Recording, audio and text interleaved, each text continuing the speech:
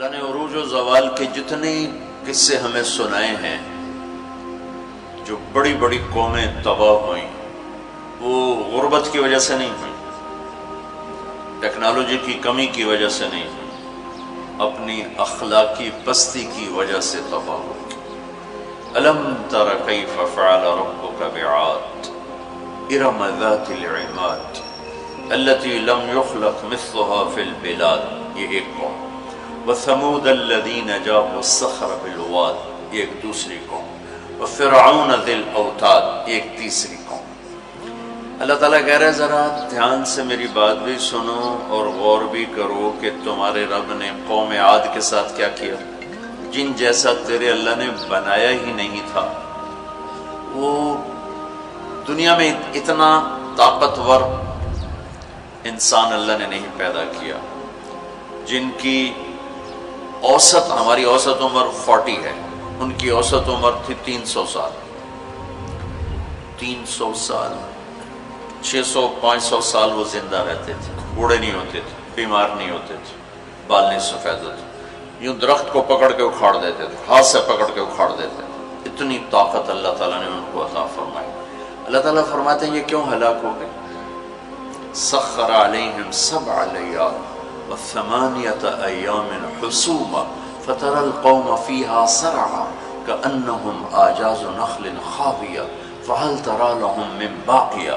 ایک اور آیت میں نے ساتھ شامل کی کہ اللہ تعالیٰ فرماتے ہیں وہ نافرمان ہوئے، ان میں طاقت کی کمی نہیں تھی، نافرمان ہوئے، سرکش ہوئے، آوارہ ہو گئے، اللہ کو بھی للکارا اور انسانی اخلاق کا دامن بھی تار تار کیا۔ تو اللہ نے کہا میں نے ان پر ایک ہوا چھوڑی، وہ کہتے تھے من اشد منا قوة، کوئی ہم سے طاقتور ہے تو اس سے ہمیں ڈراؤ۔ ان کے نبی تھے ہود علیہ السلام، وہ کہتے کوئی ہم سے طاقتور ہے تو ڈراؤ، ہمیں کس سے ڈراتے؟ من اشد منا قوة، کوئی ہے ہم سے زیادہ طاقتور؟ تو اللہ نے جواب دیا اولم یروا ان الذی خلقهم هو اشد منهم قوة وكانوا بآیاتنا یجحدون۔ میرے نبی ہود آپ نے بتائیں کہ جس اللہ نے تمہیں نطفے سے اتنا بڑا انسان بنایا ہے نا، وہ تم سے زیادہ طاقتور ہے۔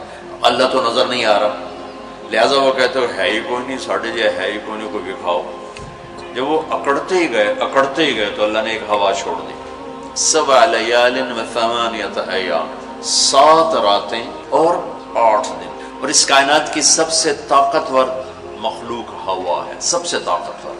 جب اللہ تعالیٰ نے زمین پیدا کی تو یہ امبیلنس تھی، تو اللہ تعالیٰ نے پہاڑ گاڑے تو بیلنس ہو گئی۔ فرشتوں نے کہا یا اللہ پہاڑ سے کوئی طاقتور مخلوق ہے؟ تو اللہ نے کہا لوہا، کاٹ دیتے۔ تو فرشتوں نے پوچھا یا اللہ لوہے سے طاقتور کوئی مخلوق ہے؟ تو اللہ نے فرمایا آگ ہے جو اسے پگھلا دیتی۔ تو فرشتوں نے پوچھا یا اللہ آگ سے طاقتور کوئی مخلوق ہے؟ تو اللہ نے فرمایا پانی جو اسے بجھا دیتا ہے۔ فرشتوں نے پوچھا یا اللہ پانی سے طاقتور کوئی مخلوق ہے؟ تو اللہ نے فرمایا ہوا ہے جو اسے بخارات بنا کے اڑا دیتی۔ تو ہوا اس کائنات کی اللہ نے سب سے طاقتور مخلوق بتائی ہے۔ اب عجب بات بتاؤں، فرشتوں نے پوچھا یا اللہ ہوا سے بھی طاقتور کوئی چیز ہے؟ آپ حیران ہو گئے سن اپنے نبی کی بات۔ تو یا اللہ ہوا سے بھی طاقتور کوئی مخلوق ہے؟ اس کائنات میں ہوا سب سے طاقتور چیز ہے۔ اللہ نے کہا میرے بندے کا میرے نام پہ ایسے خرچ کرنا کہ کسی کو پتہ نہ چلے کہ اس نے خرچ کیا، ایسے دے کہ کسی کو پتہ ہی نہ چلے۔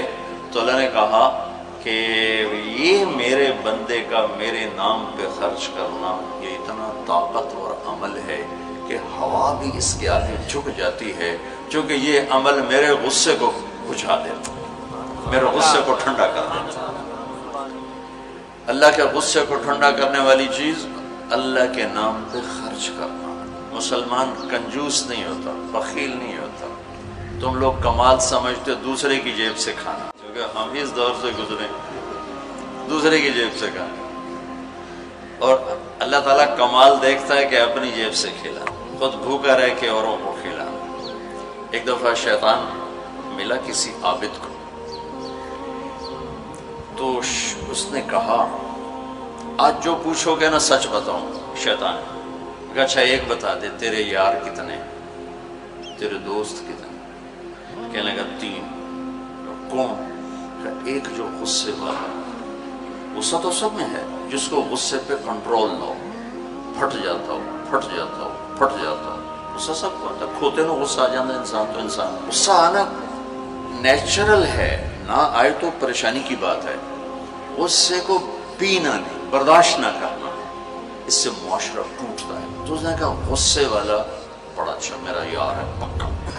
دوسرا نشہ کرنے والا، شراب پینے والا میرا بڑا گھاٹا یار ہے.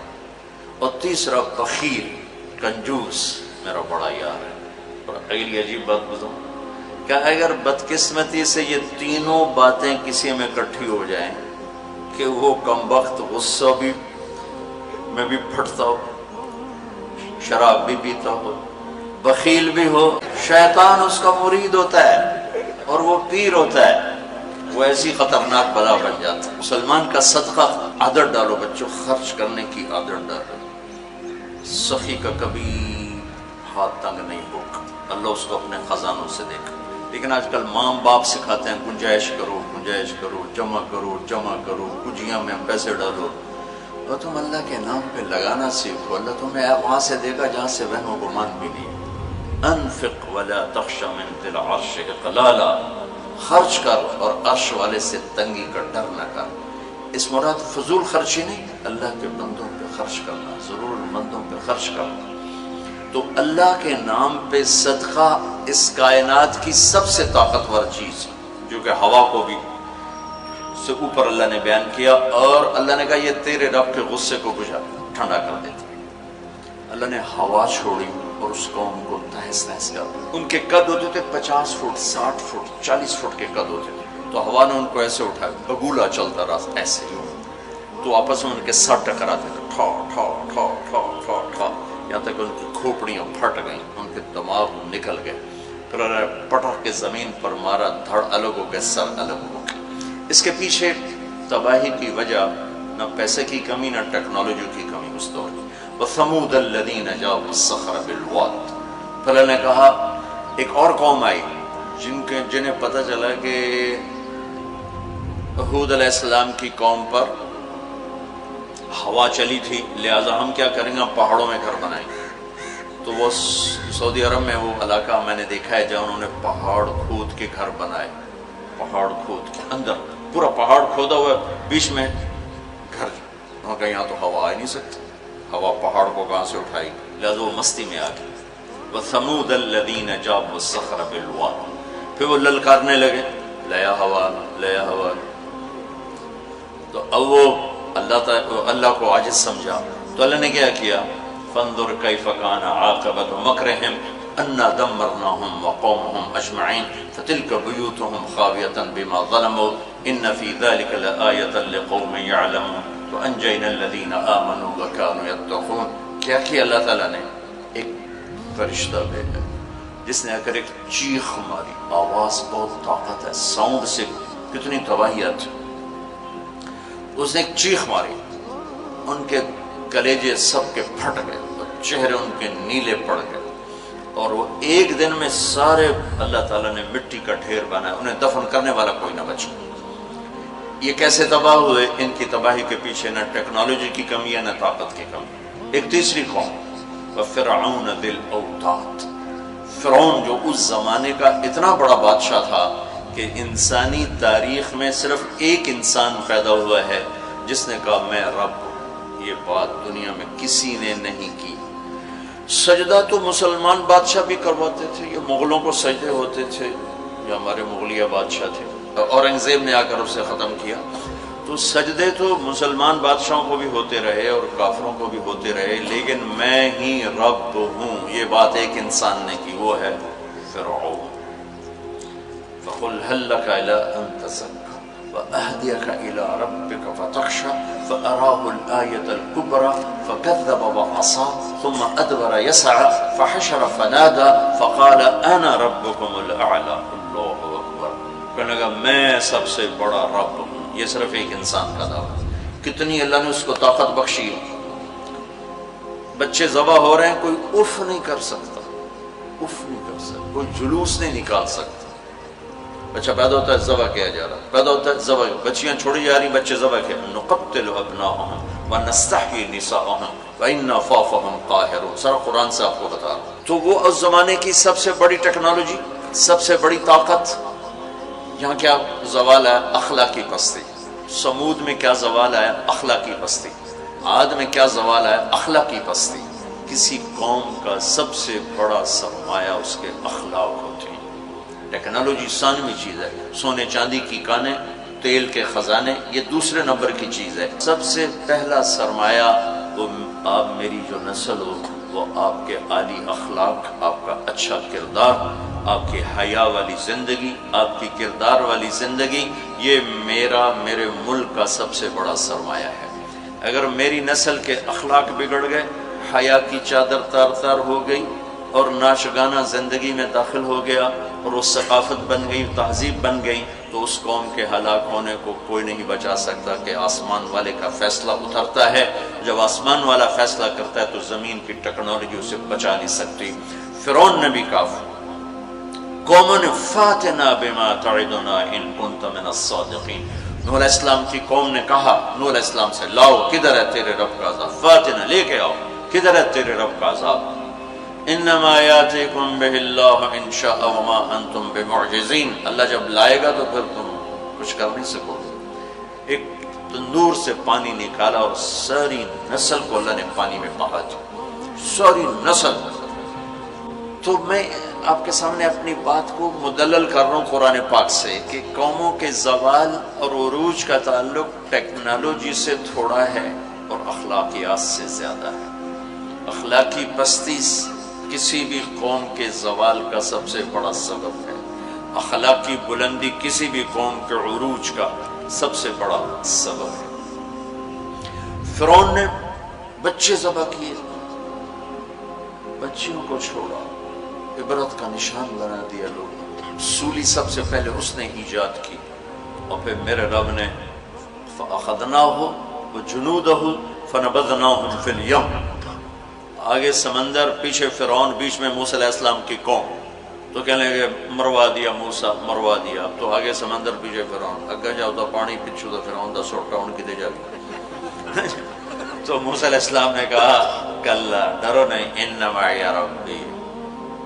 آپ کو عجب تقابل کر کے دکھاؤں، موسیٰ علیہ السلام 40 سال رہے اپنے قوم کے ساتھ، 2 نبی، ایک موسیٰ ایک ہارون، اور اپنا سب کچھ قربان کیا۔ جب آگے سمندر دیکھا، پیچھے فرعون دیکھا، تو انہیں نہ موسیٰ یاد رہے نہ ہارون یاد رہے، انہیں اپنے پڑ گئے، انا لمدرکون، موسیٰ مروا دیتے سن، یا آپ ہمارے رسول ہیں، آپ ہمارے نبی، آپ کا کیا بنے گا، کوئی فکر نہیں، ہارون کا کیا، سانو اپنی پہ گئے، ان مروا دیا تو انہیں موسیٰ، تو انہوں نے کہا کلا ان معی ربی سیہدین، ہرگز نہیں، میرا اللہ میرے ساتھ ہے، مجھے راستہ دکھائے گا۔ لیکن کلا میں ایک اشارہ ہے کہ تو انہوں مرنا ہی چاہیے، یا تو انہوں فرعون مارے یا تو انہوں پانی مارے، لیکن چونکہ میرا اللہ میرے ساتھ ہے تو انشاءاللہ مجھے راستہ ملے گا، تمہیں بھی مل جائے گا، میری تو فیض تمہیں بھی مل جائے گا۔ تو جب وہ بالکل قریب آ گیا تو اللہ نے کہا فضرب بعصاک البحر، لاٹھی مار۔ لاٹھی اللہ نے فرعون کے لشکر پہ نہیں مروائی، عجیب بات ہے، کہ پانی پہ لاٹھی مار، بالکل عقل کے خلاف، پانی پہ لاٹھی مار۔ موسیٰ علیہ السلام نے یہ نہیں پوچھا یا اللہ اب پانی تے سوٹے مارن دا کی مطلب، فرعون دے سرج مروا، کہا نہیں ادھر مار۔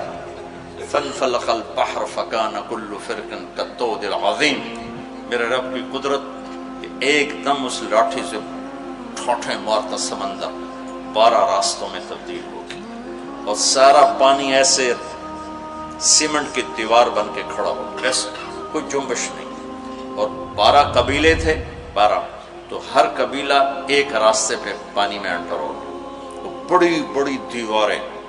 اب ان کو پریشانی شروع ہو گئی کہ پتہ نہیں نال دینا کی حال ہے، تو اللہ تعالیٰ نے پانی کو ٹرانسپیرنٹ کر دیا، یا پہلے ہوتا ہے لیکن نظر نہیں آتا نا، تھک ہو، تو اللہ تعالیٰ نے دکھانا شروع کر دیا، وہ جا رہا ہے، وہ جا رہا ہے، وہ جا رہا ہے، سب جا رہے ہیں، سب پار نکل گیا، تو فرعون کنارے پر آ گیا، انٹر ہوا، اس کے ساتھ اس کا لشکر انٹر ہوا، تو اللہ نے پانی کو حکم دیا، تو پانی دوبارہ حرکت میں آیا اور سارا لشکر اس کے اندر ڈوبا، غرق ہوا۔ کہنے لگے ہمیں اعتبار نہیں، دکھاؤ واقعی مر گیا ہے۔ پانی کی موج نے اٹھایا اور باہر پھینک دیا۔ موت کو دیکھ کے نبی بھول گیا 40 سال جنہوں نے محنت کی۔ دیکھو ہمارے نبی ہجرت کے لیے گھر سے نکلے جمعہ کی رات 27 صفر، نبوت کا 14واں سال اور جمعہ کی رات تھی۔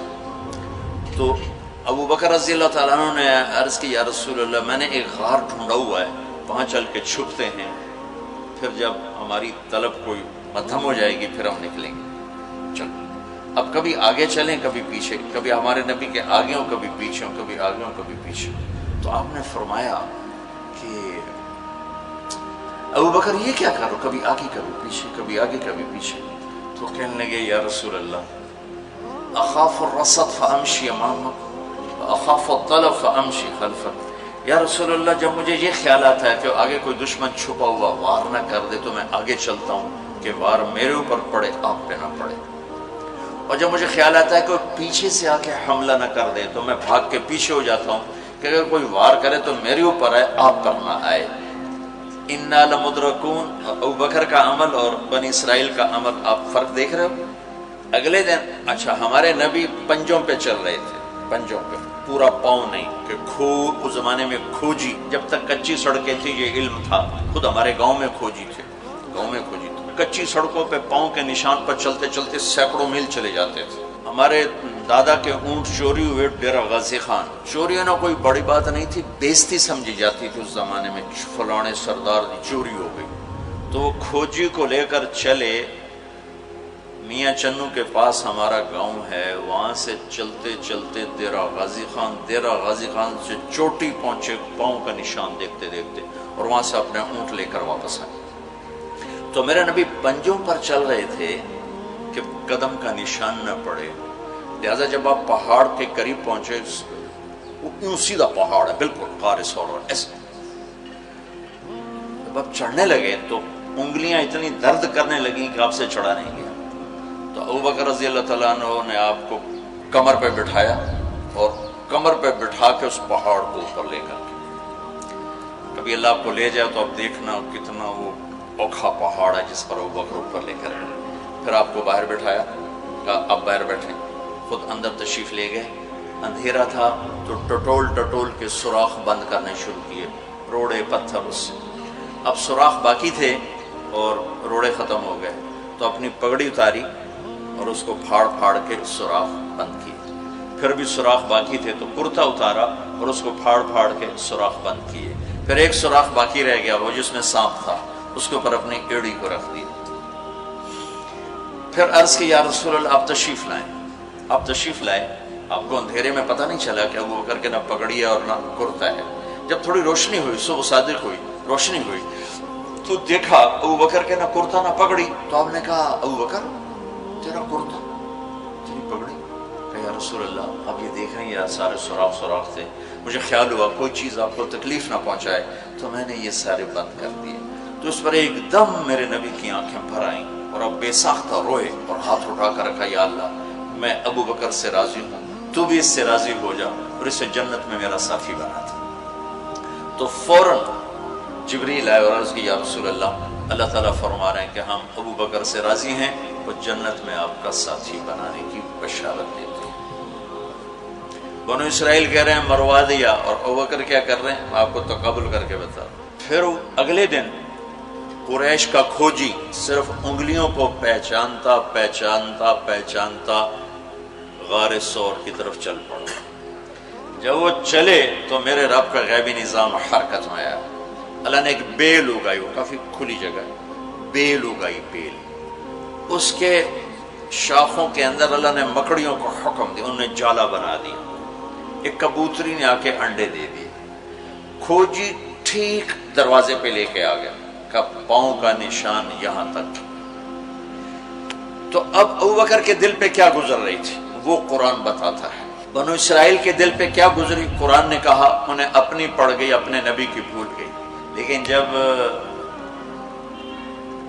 یہاں دشمن سر پہ پہنچا ہے تو ابو بکر کے دل پر کیا گزری اس کو قرآن بتاتا ہے، اذ یقول لصاحبہ لا تحزن ان اللہ معنا، جب ہمارے نبی نے اپنے ساتھی ابو بکر سے کہا غم نہ کر اللہ ہمارے ساتھ ہے، غم نہ کر اللہ ہمارے ساتھ ہے۔ یہ غم کا لفظ ہے، خوف کا لفظ نہیں کہ ڈر نہیں، اللہ ہمارے ساتھ ہے۔ اگر قرآن کہتا لا تخف، ڈرو نہیں، اللہ ہمارے ساتھ ہے، تو ڈرو نہیں کا لفظ بتلاتا کہ ابو بکر کو اپنی پڑ گئی، یا لوگوں میرا کی بڑھنا ہے۔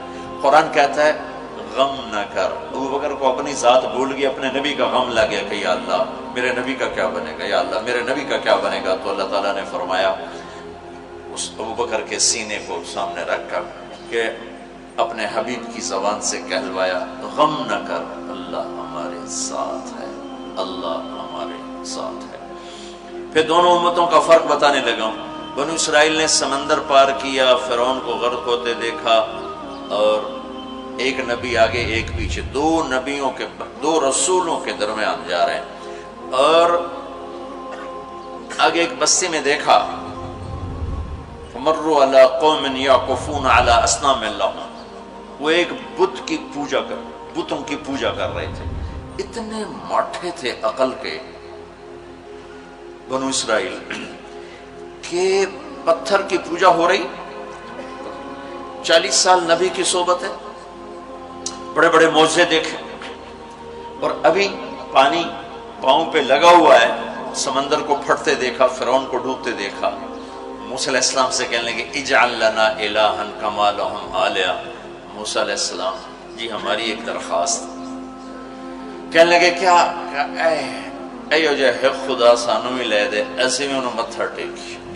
اتنی چھوٹی عقل کے تھے کہ ایک لے دے ہمیں، ان کو توڑے جا بے عقل میں دنیا جو ایک ہی کوئی، انکم قوم تجہلون۔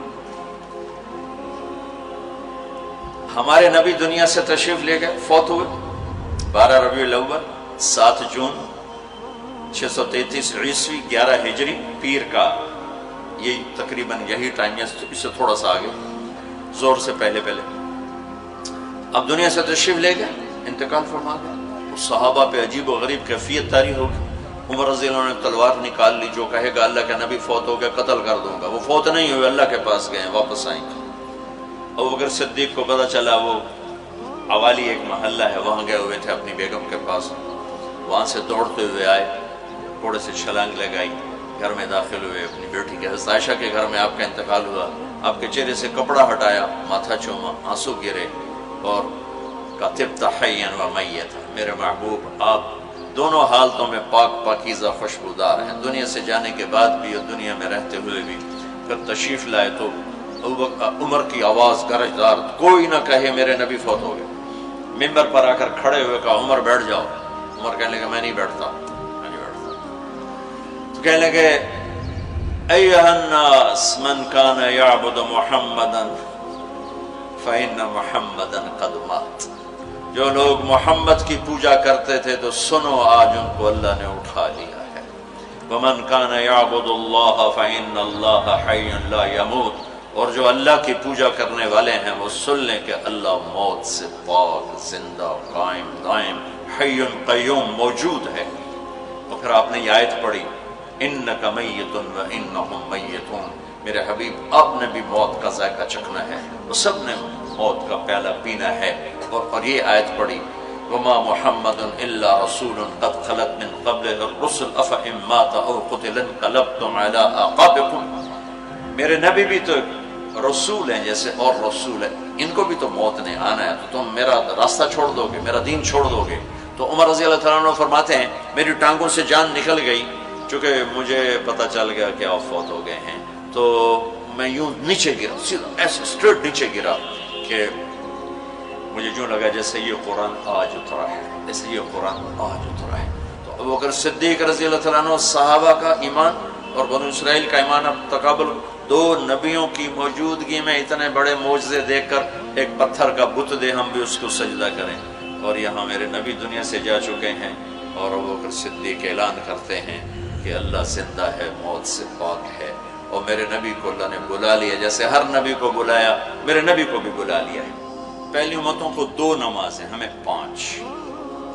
پہلی امتوں کی مسجد کوئی نہیں، ہماری مسجد۔ پہلی امتوں کی اذان کوئی نہیں، ہمیں اذان دی، اور اذان اتنا بڑا عمل بنا دیا میرے نبی نے کہ آپ نے فرمایا کہ اذان دینے والا قیامت کے دن سب سے اونچے مقام پر کھڑا ہوگا۔ حضرت علی فرمایا کرتے تھے کاش میں اللہ کے نبی سے حسن حسین کے لیے مسجد نبوی کی اذان مانگ لیتا، یہ حضرت علی فرمایا کرتے تھے۔ اور جنگ قادسیہ میں مؤذن زخمی ہو گیا تو اذان دینے کے شوق میں سردار آپس میں الجھ گئے، کہتا میں دوں گا، کہتا میں دوں گا، پھر قرہ اندازی ہوئی جس کا نام نکلا اس نے اذان دی۔ حضرت عمر فرمایا کرتے تھے اگر میں امیر المومنین نہ ہوتا، اگر میں خلیفہ وقت نہ ہوتا تو میں مسجد نبوی کا مؤذن بننا پسند کرتا۔